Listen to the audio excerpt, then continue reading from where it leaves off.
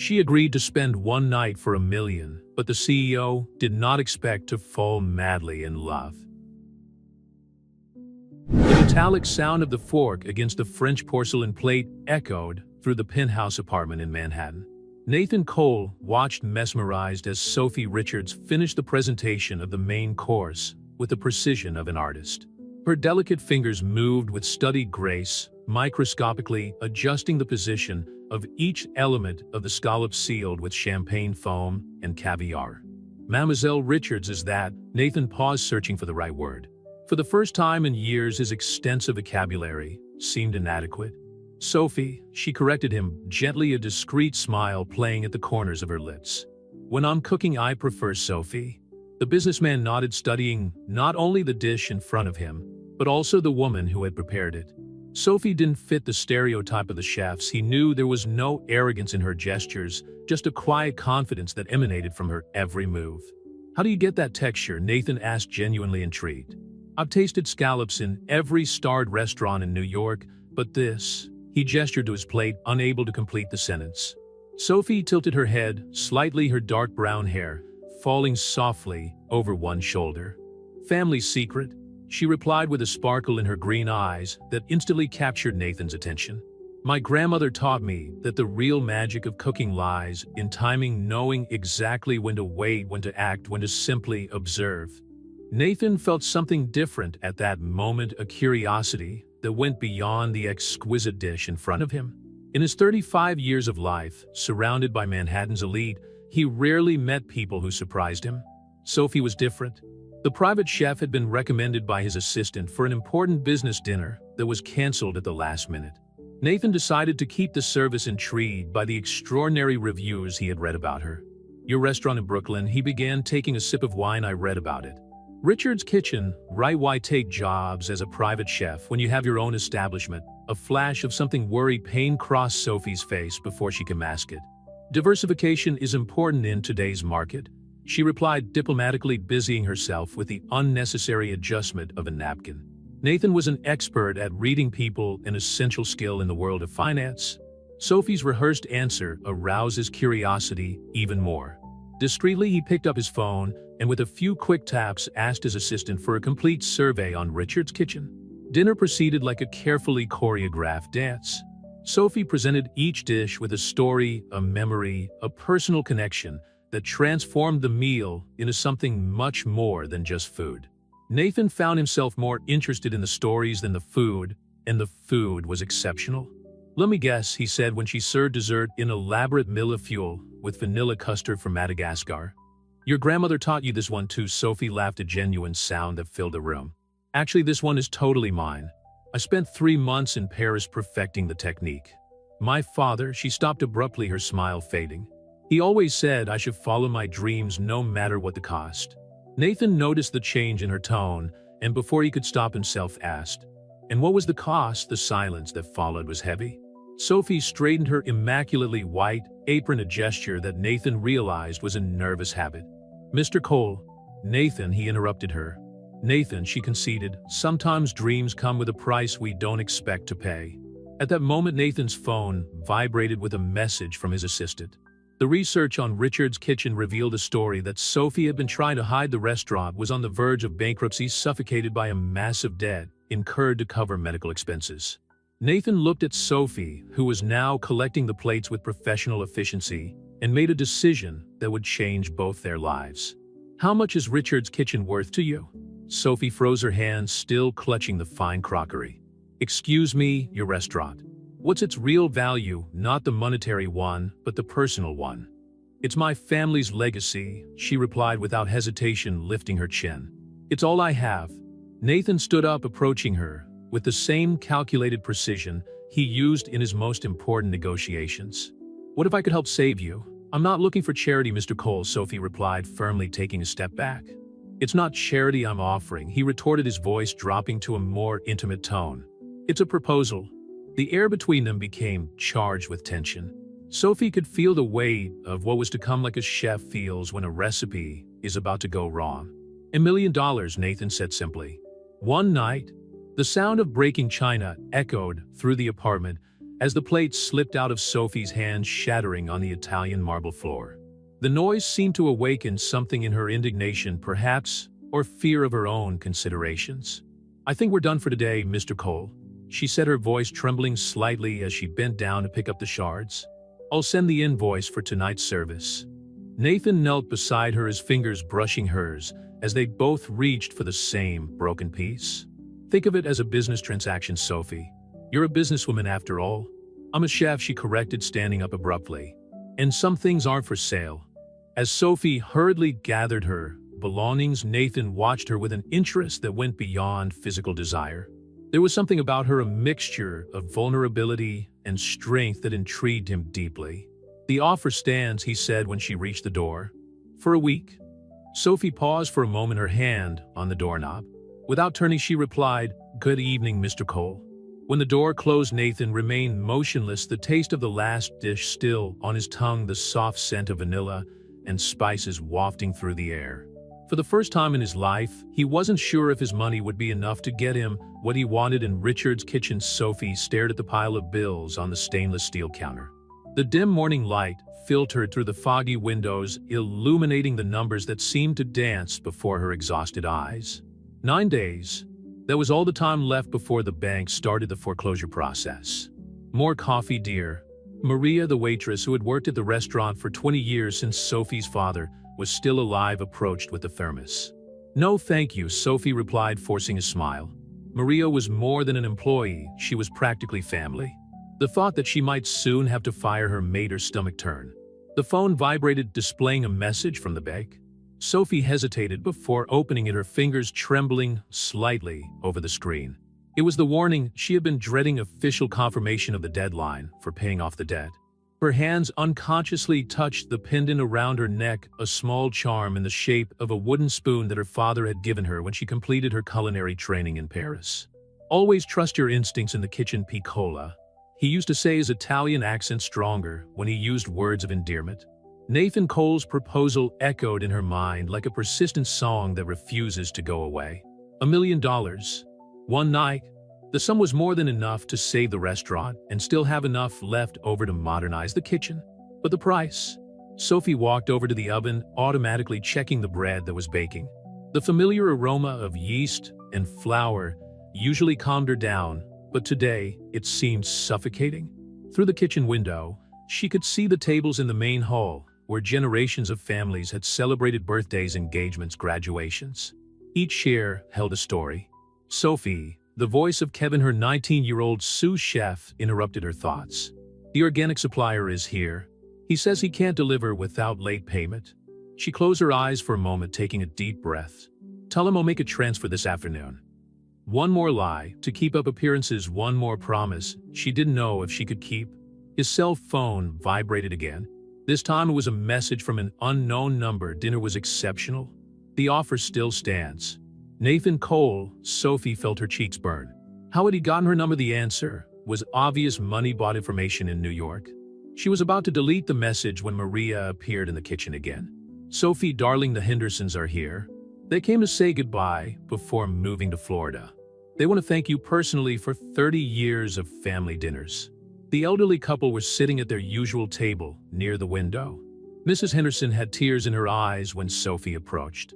"This place," she said, holding Sophie's hand, "is where Arthur proposed to me, where we celebrated the birth of our children. I can't imagine Brooklyn without Richard's kitchen." Sophie swallowed, fighting back her own tears. "They'll always be part of our family," she managed to say. Back in the kitchen, Sophie stared at her reflection in the polished surface of a pan. The woman staring back at her looked older, more tired than her 28 years. What would her father say if he knew the dilemma she was facing? He had fought so hard against cancer, used up all his savings, and taken out that impossible loan all so as not to let the restaurant die. With trembling fingers, Sophie reached for her phone. She reread Nathan's message several times before finally replying, "We need to talk." "Not here." The reply was almost instantaneous, the high line. "Tomorrow, 7 a.m. Sophie put the phone away, feeling as if she had just signed some kind of pact with the devil. But as she watched Maria serving the Hendersons, Kevin preparing sauces with the dedication of someone who really loves his job, and thought about all the other lies intertwined with Richard's kitchen, she realized that some choices, however difficult, have to be made. The rest of the day passed like a blur. Sophie cooked automatically, her precise movements born of years of practice, while her mind wandered between memories of the past and anxieties about the future. Each dish that left the kitchen carried a little more of her soul, as if she were unconsciously saying goodbye to something precious. When the last customer left and the lights went out, Sophie remained in the kitchen alone. She picked up one of her grandmother's old handwritten recipes, the corners yellowed by time, the sauce stains testifying to years of use. La cucina e amore was written at the top of the page in her Nana's elegant handwriting. The kitchen is love. Forgive me, Nana. Sophie whispered to the paper, a solitary tear falling onto the faded words. Sometimes love demands sacrifices we never imagined we'd make. That night, as she closed the restaurant, every familiar sound, the clink of dishes being put away, the hum of the industrial fridge, the creak of the old wooden floor, seemed charged with meaning. Sophie knew that her mind was made up, even as she didn't yet have the courage to admit it to herself. Tomorrow on the High Line, she would meet Nathan Cole. And for the first time in her life, Sophie Richards would put a price on something she had always considered non-negotiable: her dignity. The morning mist enveloped the High Line like an ethereal cloak when Sophie arrived at 7 o'clock. The elevated part, built on an old railroad track, was still practically empty, except for a few early morning joggers, and Nathan Cole, impeccably dressed in a gray suit, leaning on one of the parapets overlooking the Hudson River. "I thought you weren't coming," he said without turning around, as if he could sense her presence.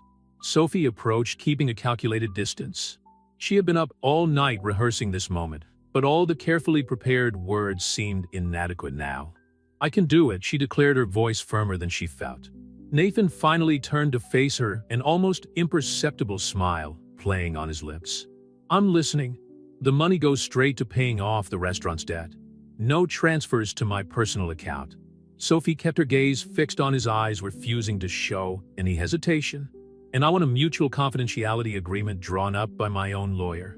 "I expected that," Nathan replied, reaching into his leather briefcase and pulling out a folder. "I've prepared a draft agreement. Your lawyer can review it and suggest changes." Sophie picked up the documents with hands she was struggling to keep steady. "There's one more thing," she continued. After it's all over, you can't show up at the restaurant anymore. No surprise visits, no try to make contact." Something flashed across Nathan's face, disappointment perhaps, but was quickly replaced by his usual controlled expression. "That won't be a problem." A heavy silence settled between them. In the distance, the sound of the city waking up gradually grew distant, horns, the roar of the subway passing under their feet, the growing murmur of voices. "Why me?" Sophie finally asked, the question that had plagued her since that night on the rooftop. Nathan took a step closer, his expensive perfume mixing with the humid morning air. "Because you intrigue me, Sophie. You have something money can't buy: integrity, passion for what you do. And yet here you are considering selling the one thing you swore you'd never trade." "Don't make it sound noble," she retorted, feeling the tears threaten to come. "We both know this is about power. You're used to getting what you want. And you're used to fighting for what you believe in," he replied softly. "Maybe that's why we're here." Sophie took a step back, needing physical distance to maintain mental clarity. The sun was beginning to rise over Manhattan, painting the skyscrapers in golden hues that would normally enchant her. Today, however, the city's beauty seemed like a cruel irony.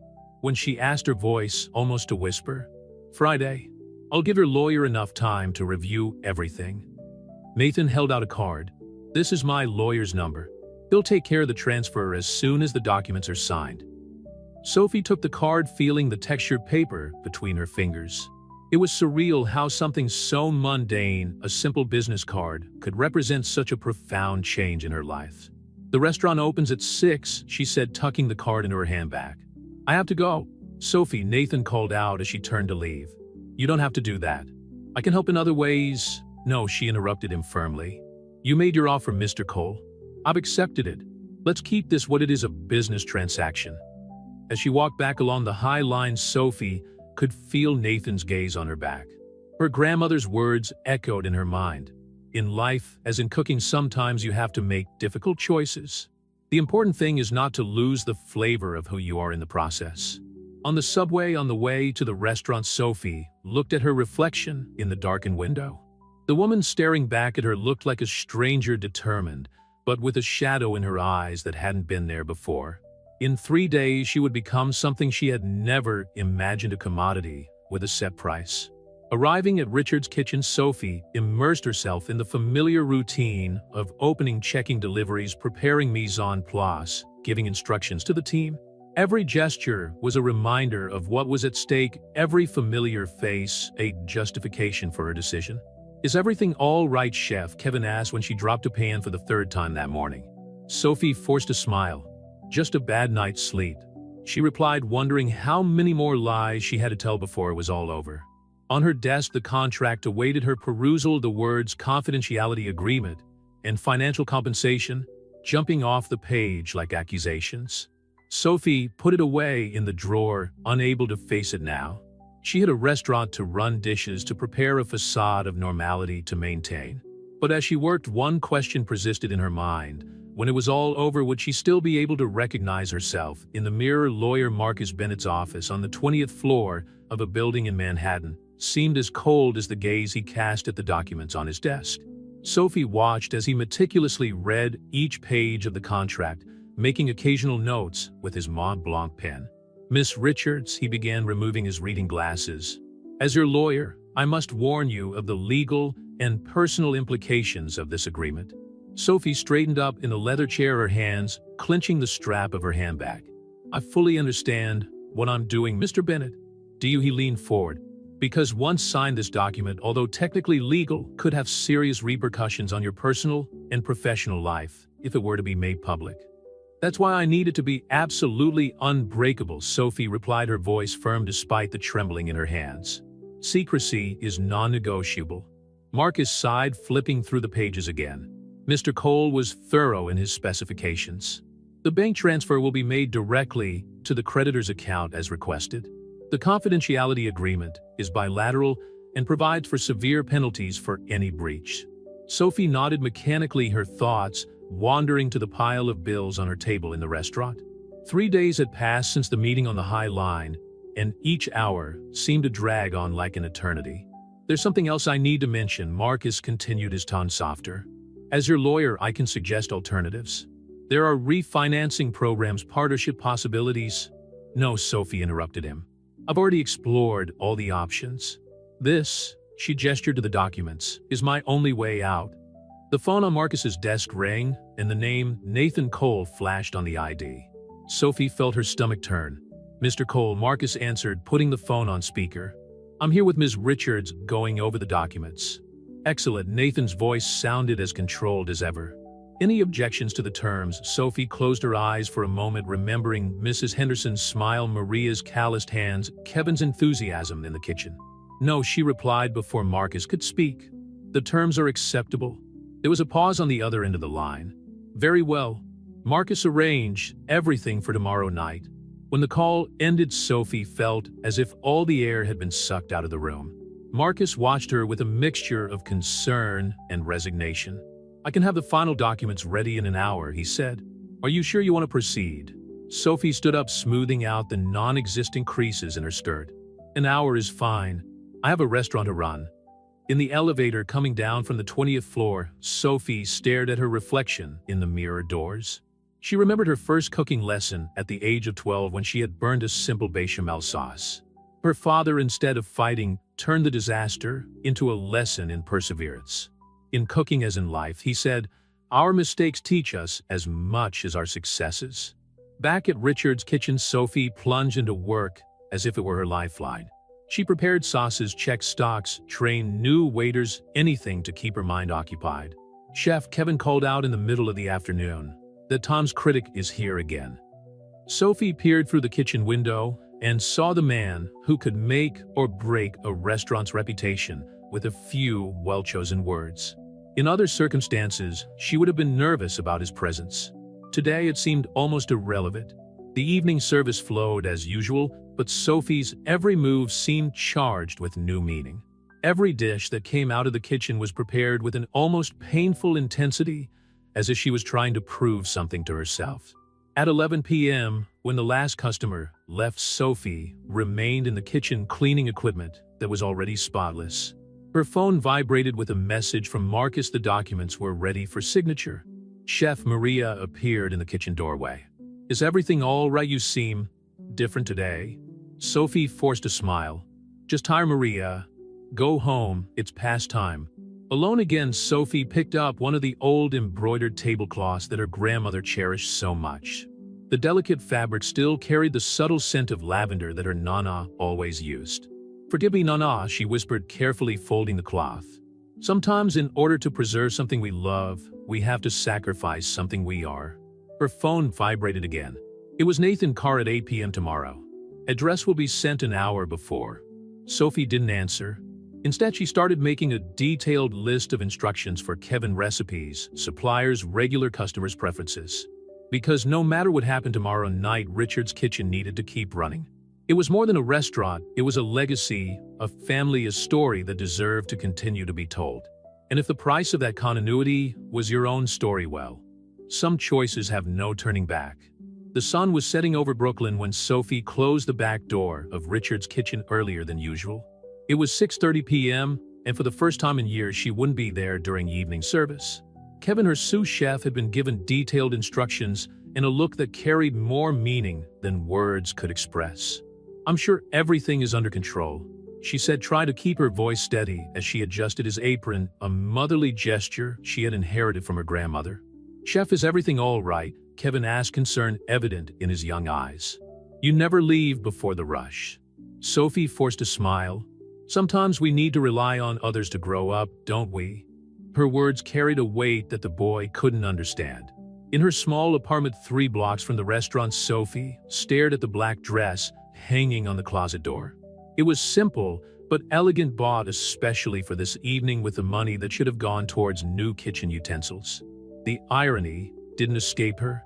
The phone vibrated with a message from Nathan: "Driver will arrive in 30 minutes. Address: the Peninsula Hotel Presidential Suite." Sophie sat on the edge of the bed, her hands trembling slightly as she applied her lipstick. In the mirror, she saw reflections of herself. At different times, the little girl learning to make pasta with her Nana, the teenager determined to become a chef, the woman who took over the restaurant after her father's death. Each version seemed to judge the current one. The intercom rang at 730. In the elevator, Sophie took a deep breath. The soft scent of jasmine, another gift from her grandmother, mingling with the metallic aroma of the confined space. The driver, discreet in his black uniform, maintained a professional silence throughout the journey to Manhattan. The Peninsula Hotel stood imposingly against the New York night sky. Sophie walked through the luxurious lobby feeling like an intruder despite her expensive dress and careful makeup. The private elevator to the presidential suite required a special key card which the concierge provided with quiet efficiency. When the doors opened directly into the suite, Sophie was greeted not by Nathan, but by a sight that brought her to an abrupt halt. Her kitchen was there. Not a real one, of course, but a meticulous replica of her space in Richard's Kitchen, from the industrial stove to the copper pans, hung exactly as she kept them. "I thought you might feel more comfortable in familiar surroundings." Nathan's voice came from behind her. He was impeccable in a navy blue suit, holding 2 glasses of champagne. Sophie felt her defenses momentarily falter. "How?" "I had help from your team," he admitted, offering her a glass. Maria was particularly helpful with the details. The mention of Maria brought Sophie back to reality. Every person on her team, every detail in that kitchen represented exactly why she was there. "Do you want me to cook?" she asked, her voice rougher than she had intended. Nathan took a step towards her, but kept a respectful distance. "I want you to feel at home. Whatever happens tonight should be on your terms." Sophie took a sip of her champagne, needing the alcohol to calm her nerves. "My terms," she laughed humorlessly.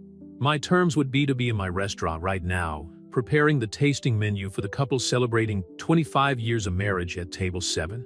We can still cancel that," Nathan said softly. "I can find another way."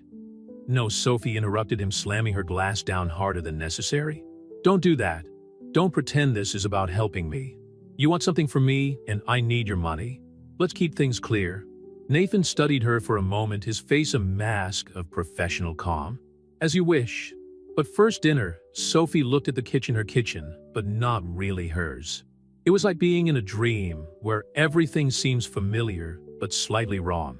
All right, she agreed, removing her earrings and putting them in her handbag.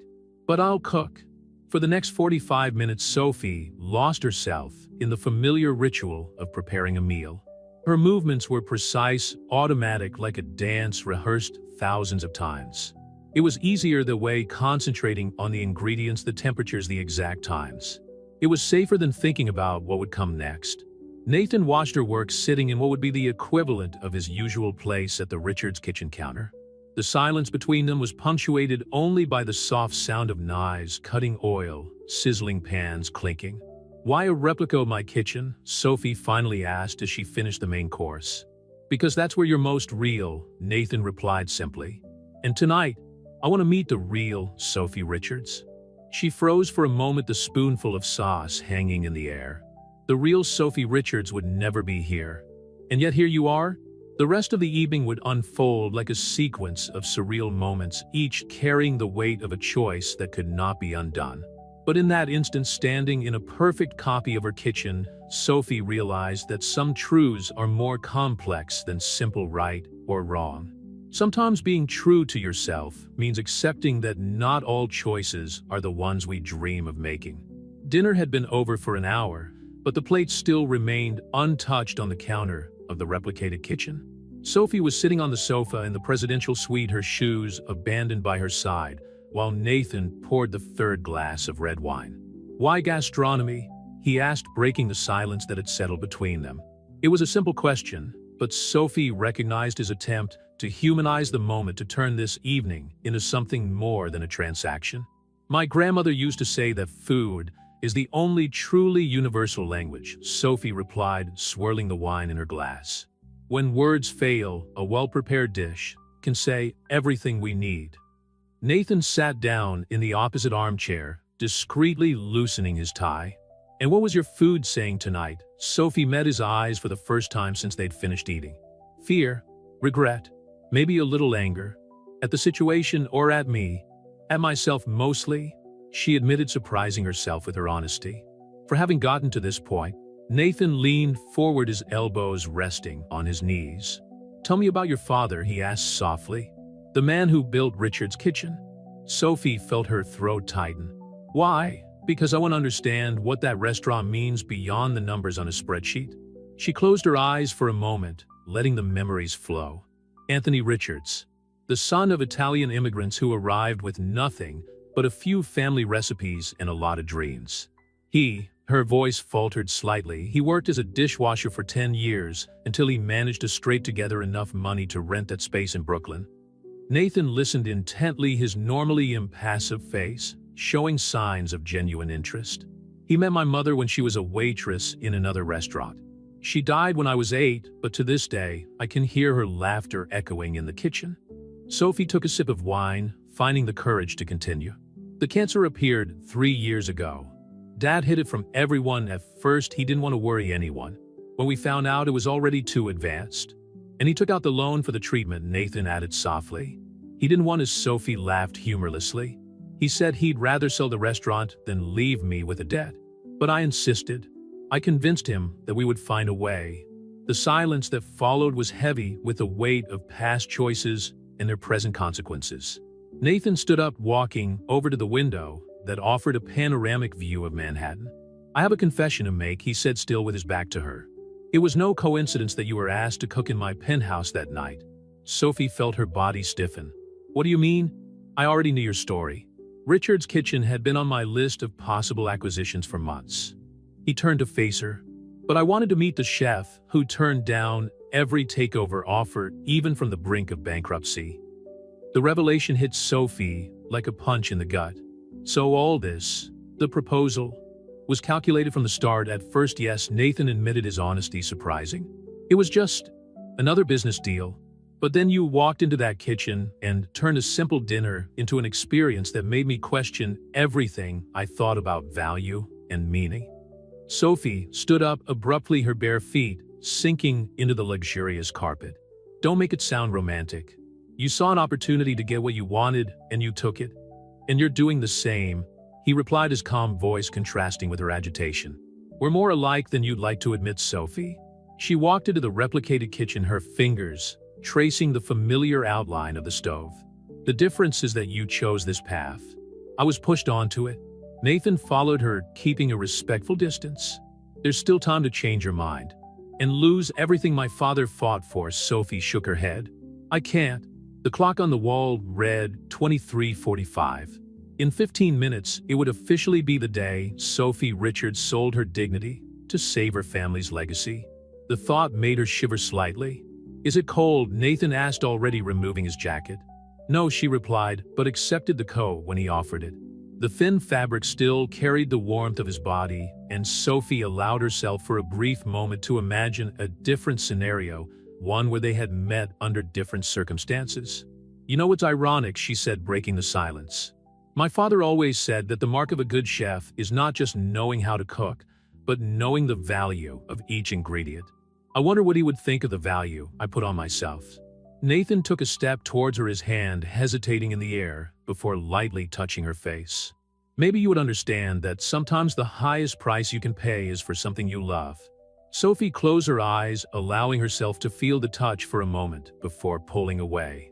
"It's midnight," she said, glancing at the clock. "I think it's time we honored our agreement." The weight of those words hung between them like an invisible curtain, separating the moment of truth they had shared from the reality that awaited them.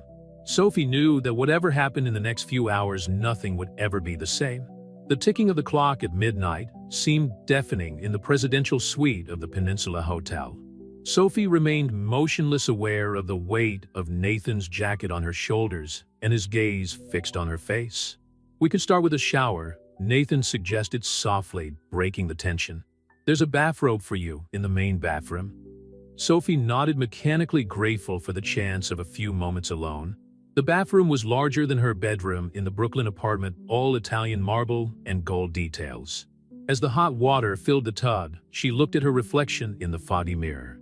"Who are you?" she whispered to the image that stared back at her. The woman in the mirror looked like a stranger, expensive makeup, elegant dress, perfectly groomed hair. So different from the chef who spent entire days with flour on her face and sauce on her apron. Steam filled the room as Sophie slid into the scented water. She closed her eyes, trying not to think about the moments that would follow, instead concentrating on the memories of the restaurant. The sound of the kettle whistling in the morning, the aroma of fresh bread, the laughter of the regulars. A soft knock on the door interrupted his thoughts. "Sophie," Nathan's voice sounded hesitant. "Is everything all right?" "Yes," she replied, her voice firmer than she felt. "I'll just need a few more minutes." On the other side of the door, Nathan adjusted the room temperature and poured 2 more glasses of wine. Something had changed in him during dinner. The mask of the cool businessman was beginning to crack, revealing glimpses of vulnerability that he rarely allowed others to see. When Sophie emerged from the bathroom, wrapped in her white silk robe, she found Nathan sitting on the sofa, shirt sleeves folded to his elbows, tie abandoned on a chair. He looked more human this way, less intimidating. "Come here," he asked, indicating the seat next to him. When she hesitated, he added, "Just to talk." Sophie approached cautiously, taking a seat at the opposite end of the sofa. "About what?" "About dreams," he replied, surprising her. "Not the ones that involved money or success. The real ones." "Why?" "Because I want to meet the woman who would rather sacrifice everything than see her dream die." Sophie took a sip of wine, allowing the alcohol to soften her defenses. "When I was 16, my father took me to see the kitchen at Le Bernardin. It was my birthday, and he had saved months for that dinner." Nathan listened intently, his eyes fixed on her with an intensity that made his heart race. "Chef Eric Reipert stopped by our table." She continued, a small smile playing on her lips. "Dad told him I dreamed of being a chef." "Do you know what Reipert said?" Nathan shook his head. "He said that being a chef isn't a profession, it's a vocation. It's putting your heart in every dish, it's turning memories into flavors." Sophie paused, swallowing the knot in her throat. "Richard's Kitchen isn't just a restaurant. It's where I learned that love can be measured in tablespoons and cooking time." "And now you're here," Nathan said softly, "measuring love in dollars." The words hit Sophie like a slap. She stood up abruptly, walking over to the window. The lights of Manhattan twinkled like fallen stars, indifferent to the drama unfolding on the 30th floor. "Don't make this harder," she whispered. Nathan approached, stopping a few steps away from her. "What if I said I didn't want to do it anymore?" Sophie turned around confused. "What the deal?" "The night. All of it." He ran a hand through his hair, a surprisingly vulnerable gesture. "Listening to you talk about your father, about the restaurant, I realized I was wrong."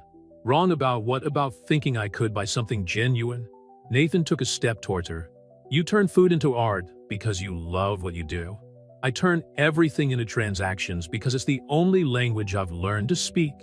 Sophie felt tears begin to form in her eyes. "Don't do this. Don't give me hope if it's not real." "It is real," he insisted, his hand finding her face. "More real than any contract or agreement I've ever made." His touch was gentle, almost reverent. Sophie closed her eyes, allowing herself for the first time that night to feel something other than fear and guilt. "What are you suggesting?" she asked, her voice barely above a whisper. "A partnership. Legitimate, transparent. I invest in Richard's Kitchen. You retain full creative control. No personal conditions, no arranged evenings." Sophie opened her eyes, meeting his gaze. "Why?" "Because some things are too precious to have a price." Nathan dropped his hand, taking a step back. "It's your decision, Sophie. It always has been." The silence that followed was filled with the weight of unrealized possibilities and paths not taken. Sophie looked at the robe she was wearing at the luxurious suite, at the man who had planned to buy her, but was now offering something much more valuable choice. Sophie stared at the documents on the meeting table in Marcus Bennett's office the next morning. The partnership agreement Nathan was proposing was surprisingly generous, a 40% stake in Richard's Kitchen in exchange for full payment of the debt plus a fund for renovations and expansion. "Is he serious?" she asked Marcus, who was going over the clauses with meticulous attention. "Having known Nathan Cole for 15 years, I can tell you that I've never seen him propose anything like this," Marcus replied, removing his glasses. "Normally, he seeks majority control of his investments." Sophie leaned back in her chair, mentally going over the events of the previous evening. After Nathan's unexpected proposal, they had spent hours talking about food, family, long-buried dreams. He revealed his secret passion for culinary photography, showing her an impressive portfolio on his tablet. "What about the other deal?" she asked, her voice dropping instinctively. Marcus reached for a red folder. "It will be destroyed. No official record has been made. It's as if it never existed." A weight that Sophie hadn't even realized she was carrying seemed to dissipate from her shoulders. However, a new anxiety took its place.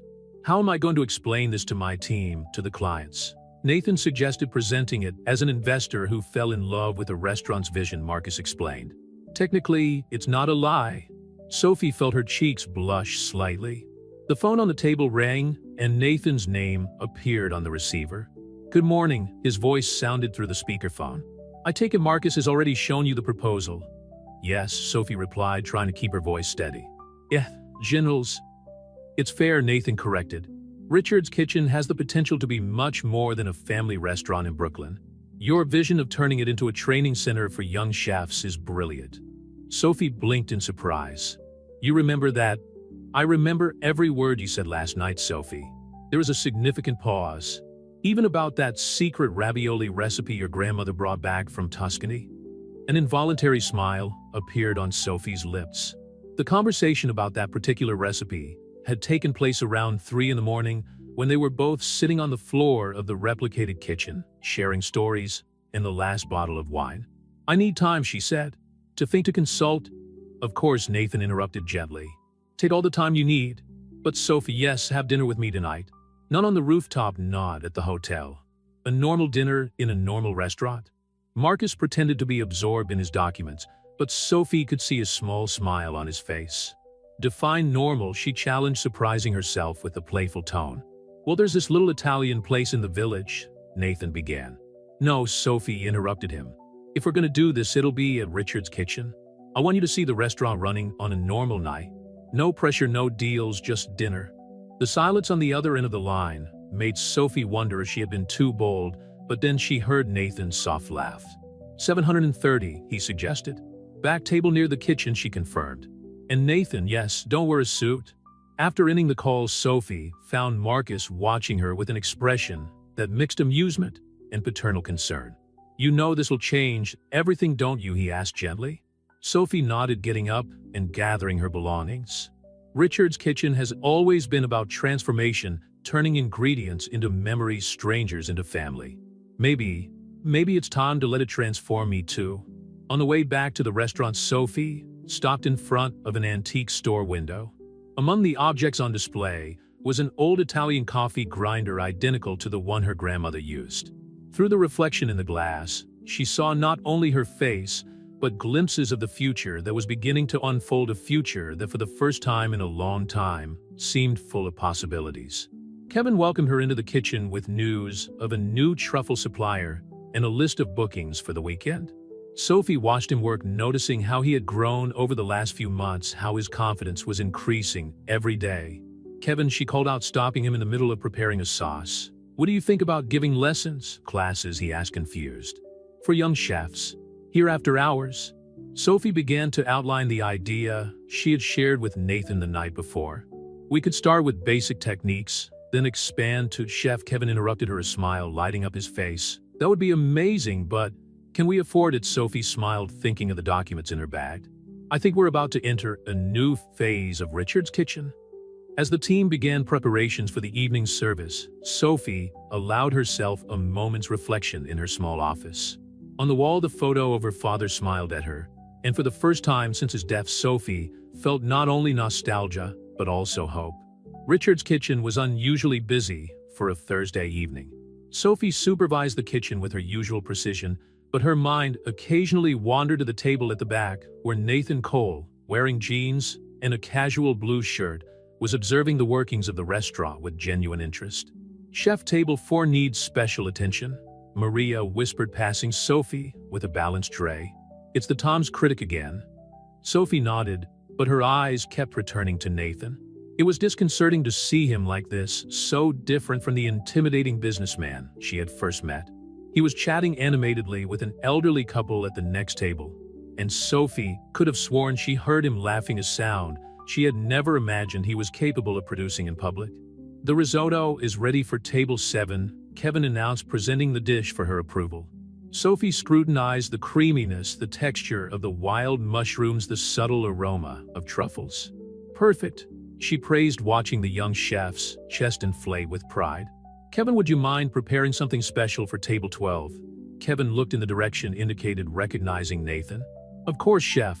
Any preferences?" Sophie smiled, remembering their conversation the night before. "How about that veal ravioli with sage sauce we were developing? But we haven't put it on the menu yet," Kevin protested softly. "Sometimes we need to risk something new," Sophie replied, surprising herself with the double meaning of her words.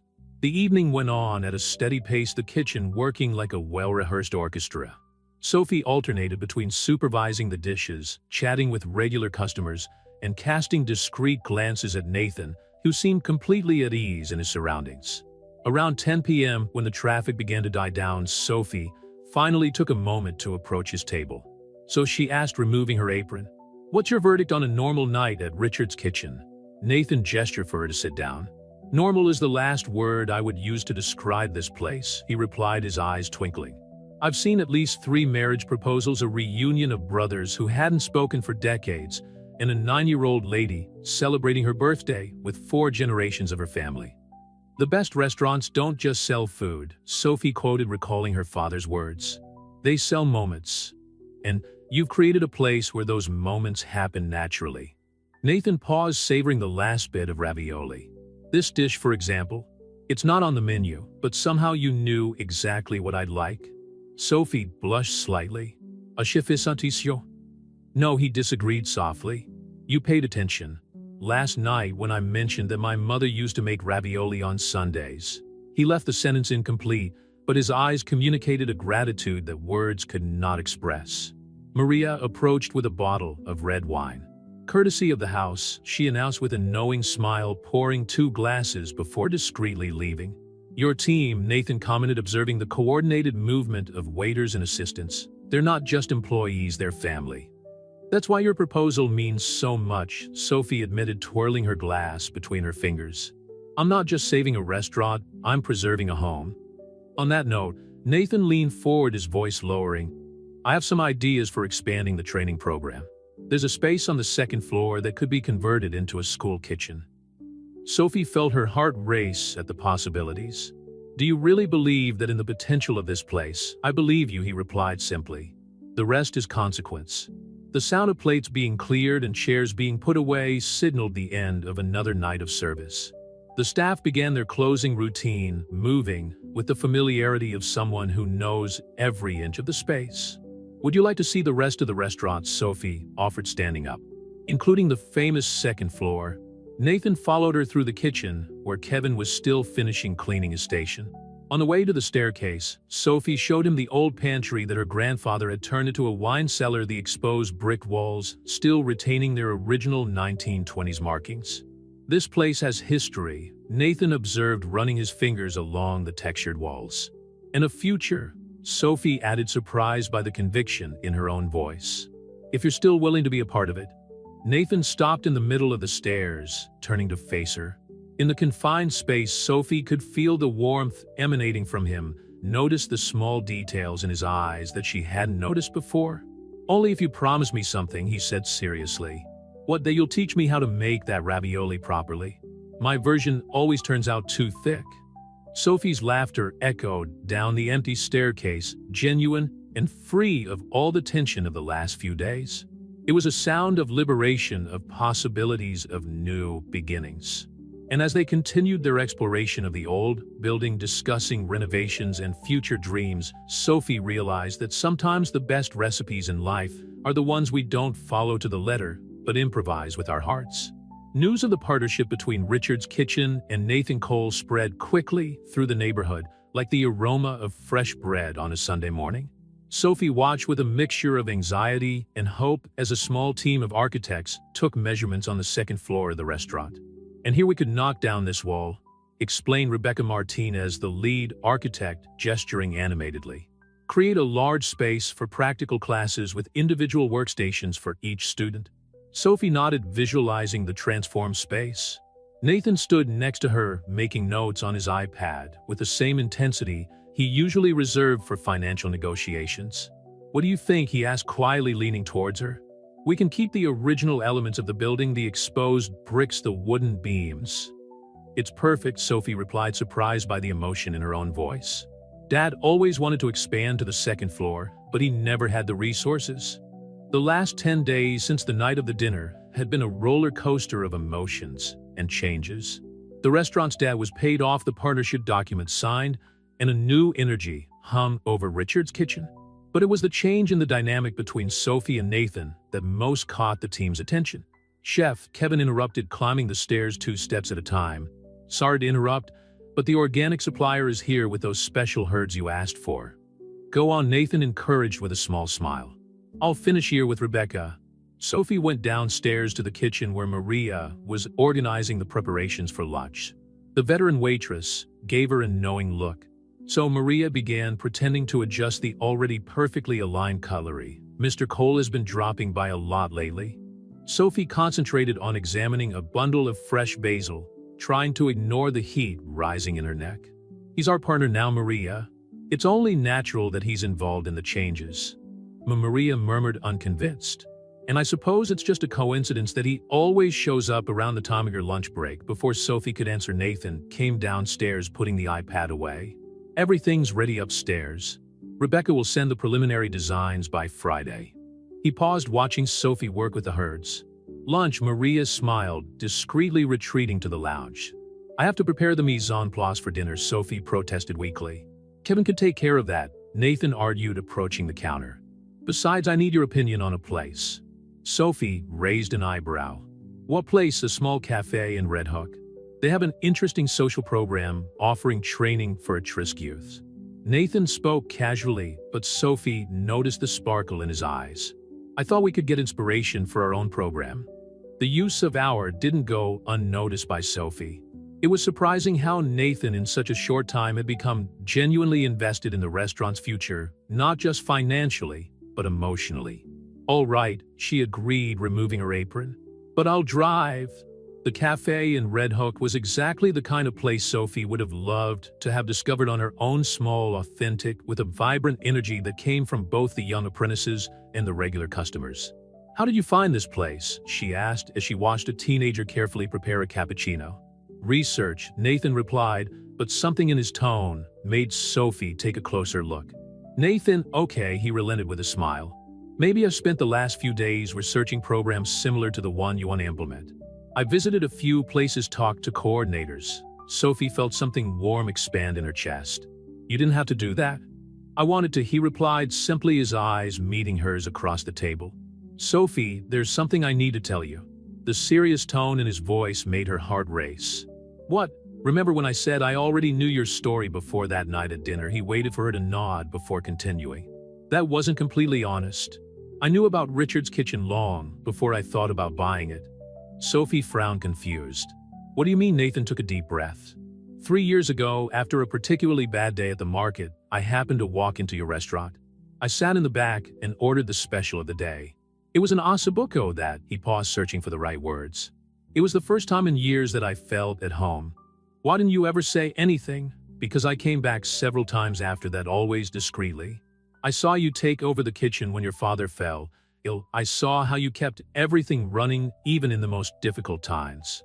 Nathan reached out lightly, touching her fingers on the table. "When I heard about the financial difficulties, my first instinct was to make an offer to buy.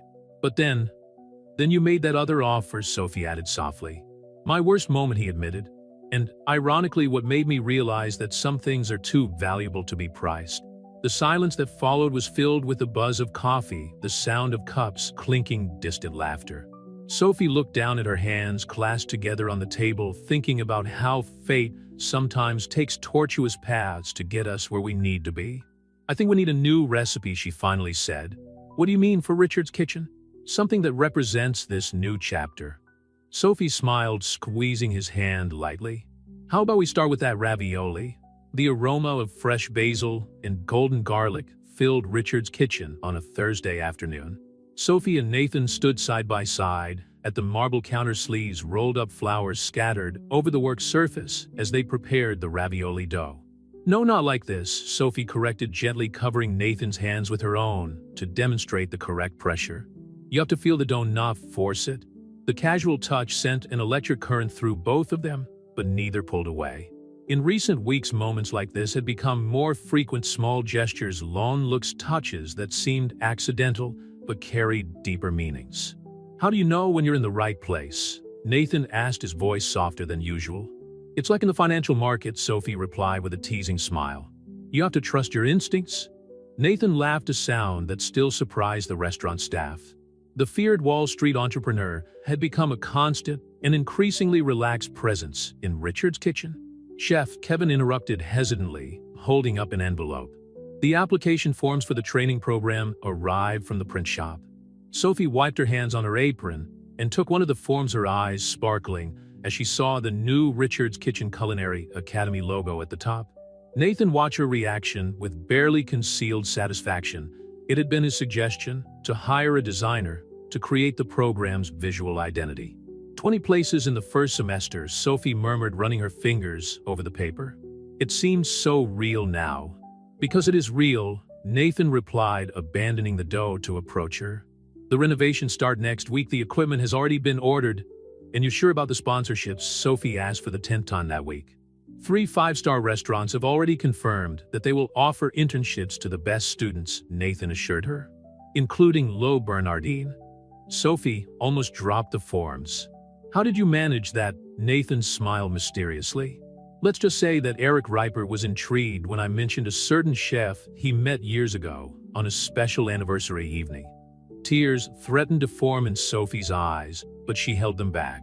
Instead, she turned her attention to the ravioli dough, channeling her emotion into the handiwork. "You know," she said after a few moments, "I still can't understand how we went from that night at the peninsula to this." Nathan stopped kneading the dough, his face taking on a serious expression. "That night showed me something that years of business couldn't teach me." "What?" "That sometimes you have to lose something to understand its true value." He moved closer, brushing some flour off her cheek with his thumb. "Or almost lose in our case." The moment was interrupted by the sound of the back door opening. Maria entered carrying cases of wine, followed by a delivery man with more supplies. "Sorry to interrupt the moment," she said with a knowing smile, "but we need to organize everything for tomorrow's charity event." The event, a tasting to raise funds for the scholarship program, had been Nathan's idea. Sophie initially hesitated, worried about the exposure, but he convinced her that it was a perfect opportunity to introduce the new Richard's Kitchen to the community. Speaking of which, Nathan commented as he helped unload the boxes, "I've confirmed a few more important guests. The mayor has confirmed his attendance, as have some food magazine editors." Sophie felt her stomach turn. "Nathan, you said it would be something small." "It will be," he assured her quickly.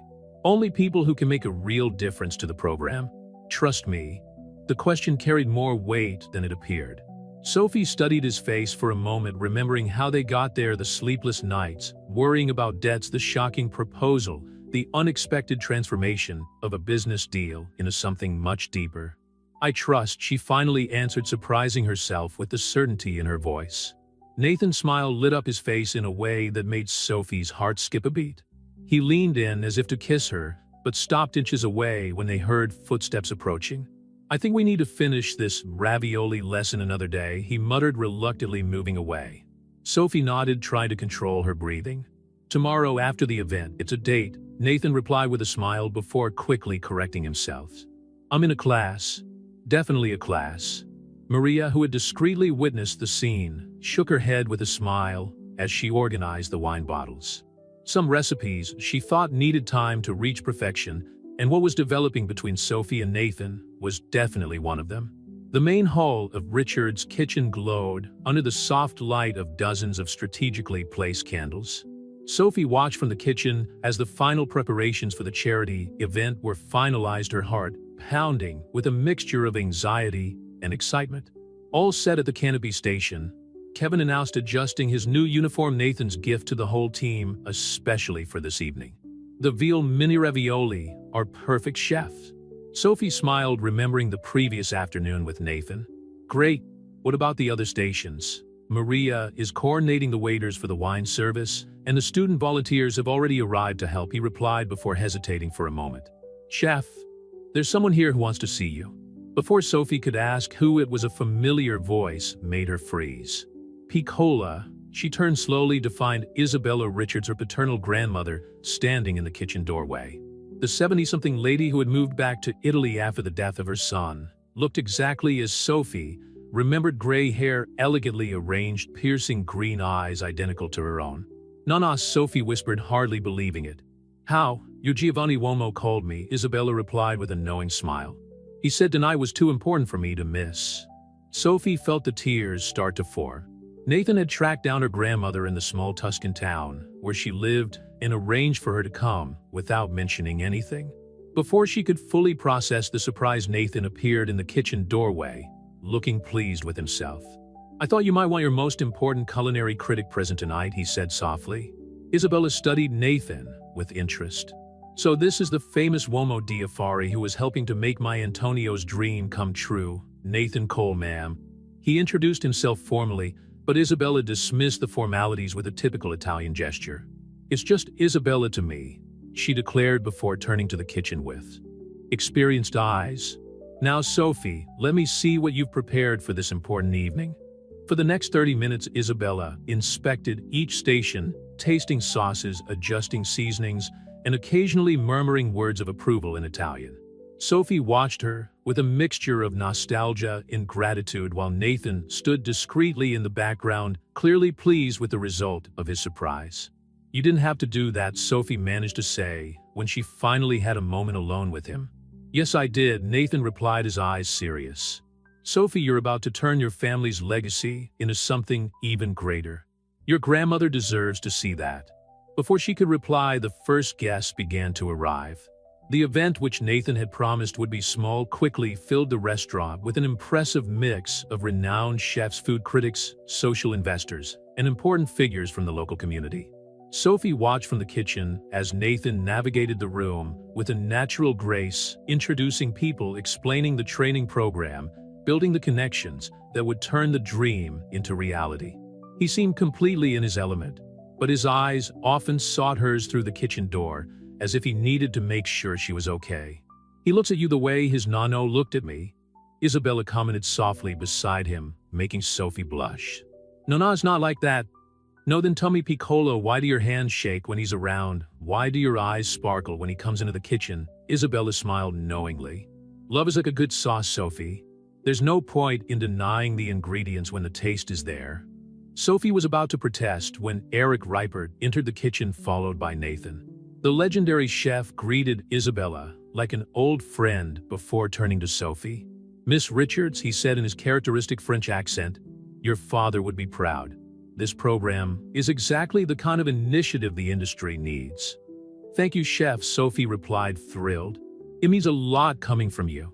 The evening went on like a dream. Guests praised the food, pledges of support for the program multiplied, and Richard's kitchen seemed to vibrate with a new and promising energy. But for Sophie, the most significant moment came when she found Nathan and Isabella chatting in Italian in a quiet corner of the room. "Non ho mai visto mia nipote così felice," she heard her grandmother say. "I'd never seen my granddaughter so happy." "Voglio solo vederla sorridere così ogni giorno," Nathan replied in surprisingly good Italian. "I just want to see her smile like that every day." Sophie felt her heart leap. When had Nathan learned Italian? How many other secrets did he still keep? The answer would come later when the last guest left, and Isabella retired to the hotel, leaving Sophie and Nathan alone in the silent kitchen. So he began unbuttoning his jacket. "I guess we still have a ravioli lesson pending," Sophie smiled, realizing that some recipes, like some loves, need the right amount of time to work. The morning after the charity event brought a different energy to Richard's kitchen. Sophie arrived earlier than usual, finding Isabella already in the kitchen preparing coffee in the old Italian method she had taught her granddaughter years ago. "Buongiorno, Piccola," Isabella smiled, pouring a cup of the strong, aromatic coffee. "I see I'm not the only one who couldn't sleep." Sophie accepted the cup, inhaling the familiar aroma that brought back so many memories. "How do you know Nathan was learning Italian?" Isabella laughed softly. "So that's what kept you awake?" She sat down next to her granddaughter in the small office. "He called me 3 weeks ago, wanted to learn a few basic phrases. He said he wanted to surprise you." 3 weeks, Sophie murmured, mentally calculating. It was even before the night at the peninsula before everything changed. "You know what your Nano always said," Isabella continued, her eyes shining with memories. "That there are two kinds of love, the one that happens like lightning and the one that grows like a vine, slow, steady, inevitable." The sound of the back door opening interrupted the conversation. Nathan entered carrying an old wooden box that made Isabella's eyes widen. "You found it," the lady exclaimed, getting up to examine the box. Sophie looked from one to the other in confusion. "What's this?" "Your early birthday present," Nathan replied, placing the box on the table. "Your grandmother mentioned that you always wanted a set just like hers." With hands shaking slightly, Sophie opened the box, revealing a complete set of handmade Tuscan cooking tools, just like the one her grandmother had brought back from Italy decades ago. "How?" she began, but her voice faltered. "I met an antique dealer in Florence during a business trip last year," Nathan explained. "When Isabella mentioned the set, I contacted him. It took a few weeks to locate all the original pieces." Isabella watched the scene with a satisfied smile. "I'll let you two talk," she said, heading for the door. "I have to call some old friends in Brooklyn. It's good to be back." When they were alone, Sophie finally found her voice. "Why do you do all this, Nathan?" He approached, taking one of the tools from the box, a small pastry cutter with carved wooden details. "Because ever since that first time I walked in here 3 years ago, I realized that there's something special about this place. It's not just about food, it's about connections, memories, moments that mark our lives." "What about that night at the peninsula?" Sophie asked softly. "Was it really about power, like you said?" Nathan put the cutter back in the box, his fingers lightly brushing hers in the process. "It was about fear," he admitted.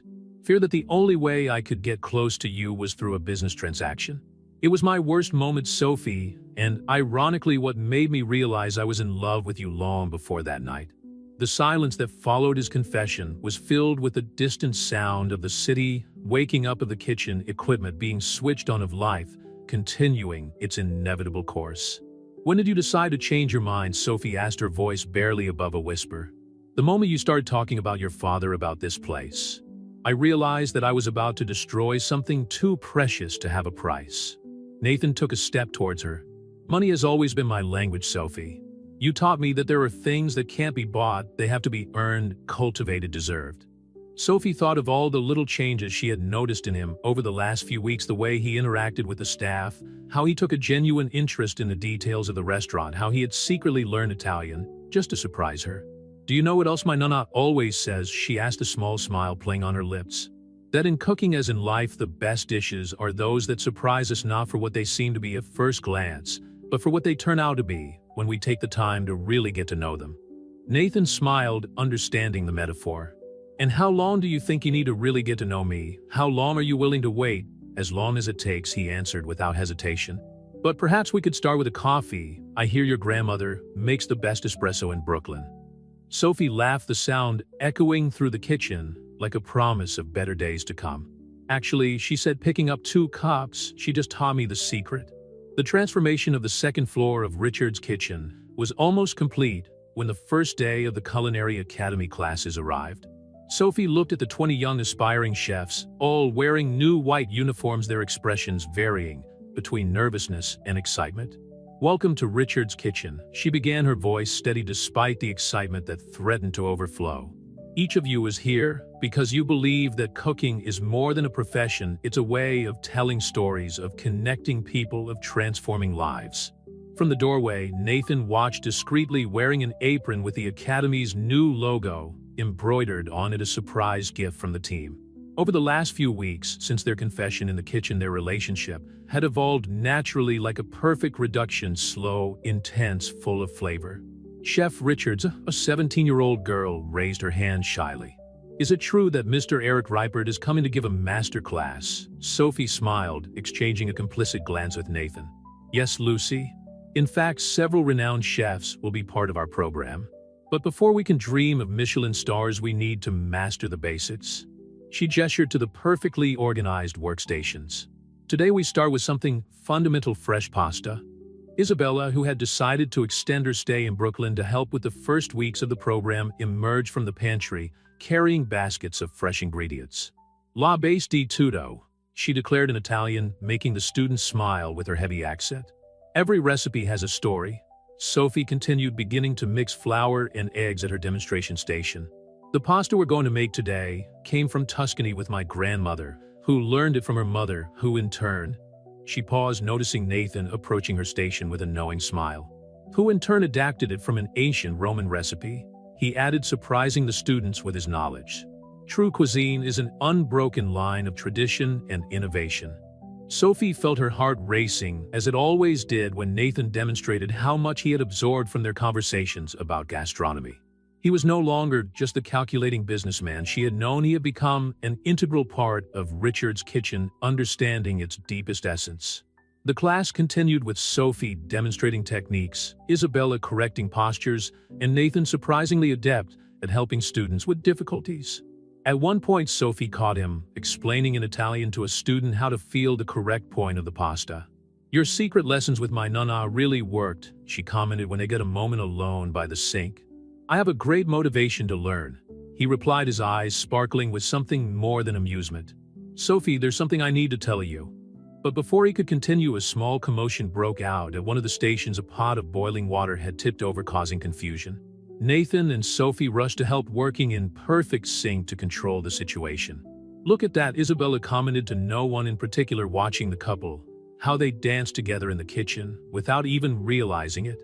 When the lesson was over and the students left proudly carrying their first productions of fresh pasta, Sophie finally allowed the excitement of the day to fully hit her. Sitting in the office, she now shared with Nathan. She leafed through the students' files, each with a unique story, a dream to pursue. Wondering how your father would react to all this? Nathan asked softly, entering the office with 2 glasses of wine. Actually, Sophie replied, accepting the glass. I was thinking about how you've changed everything, and not just the restaurant. Nathan sat on the edge of the table, his knee lightly brushing hers. You've changed me too, Sophie. More than you know. Have you? She teased, trying to keep her tone light despite her racing heart. Try it. In response, Nathan placed his cup on the table and pulled something out of his pocket, a small antique key. Do you recognize this? Sophie took the key, frowning in confusion. It looks like the cellar key from the restaurant, but it's the original, he confirmed. I found it in an antique shop in Little Italy. Apparently your grandfather sold it during the 1962 renovation to buy new equipment. Tears began to form in Sophie's eyes. How did you find out about it? I researched the history of Richard's kitchen, every detail, every significant moment. Because I realized that I don't just want to be a partner or, he hesitated briefly, a boyfriend. I want to be part of the history of this place, its history. Sophie looked from the key to Nathan, finally understanding the depth of what he was saying. And what story do you want to write? One that begins with an arrogant businessman learning that the most valuable things in life can't be bought, he replied, leaning closer. And it continues with him discovering that sometimes fate serves us exactly what we need, even if we don't know how to recognize it at first. The kiss that followed was like the best of recipes, perfectly seasoned at exactly the right time with all the right ingredients. When they parted, the distant sound of the kitchen, preparing the evening service, created a familiar and comforting soundtrack. You know, Sophie said with a smile, we still have that ravioli lesson pending. Actually, Nathan replied, his eyes shining with secrets not yet revealed. I thought we could try something new. How about we start our own recipe? And there in the small office of Richard's kitchen, surrounded by sheets of dreaming students and the lingering scent of fresh pasta, Sophie realized that some stories don't need an ending, just a new beginning.